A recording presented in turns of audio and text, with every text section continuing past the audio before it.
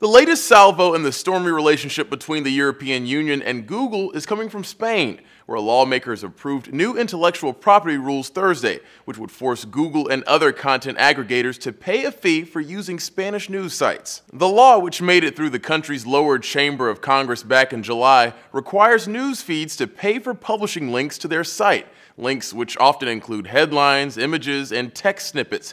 It's targeting heavyweight aggregator Google News in particular, and has been dubbed the Google tax. The law was passed thanks to heavy lobbying from the e.u.e.u, Spain's daily newspaper consortium, which accuses aggregators of stealing and unfairly profiting from its members' content. But this is only the latest attempt from EU publishers to tax Google. Similar efforts by Belgium and France were settled outside of the legislature. Google agreed to funnel more money to the Belgian press in 2012, and in 2013, the company created an $80 million fund to help French publishers develop their digital presence. But the Google tax suffered defeat in Germany, where a group of news organizations tried to collect license fees from the company under a similar law.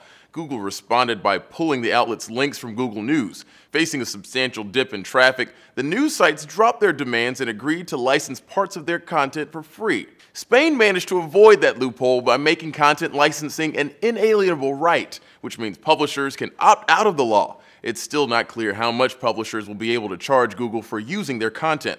Obviously, Google's not very happy with the new regulations. The company released a statement shortly after the law passed saying, "We are disappointed with the new law because we believe services like Google News help publishers to bring traffic to their websites. And the law has attracted its fair share of criticism online." Several sites pointed out rules targeting Google could also be used to stifle content sharing competition. The law also gives the government broad anti-piracy powers over websites, which many activists have likened to censorship. Other European countries will be studying Spain's law closely to see if it works in restricting the internet giant. EU regulators have long been seeking a way to break up Google's massive search monopoly in the region. Europe's incoming digital commissioner Günther Oettinger recently suggested region-wide copyright rules similar to Spain's new law, saying if Google takes intellectual property from the EU and makes use of it, the EU can protect this property and demand that Google pay for it. The current Commission office has downplayed those remarks. Spain's new law is set to go into effect on January 1st of 2015. For Newsy, I'm Christian Bryan. Influence by the military-industrial complex.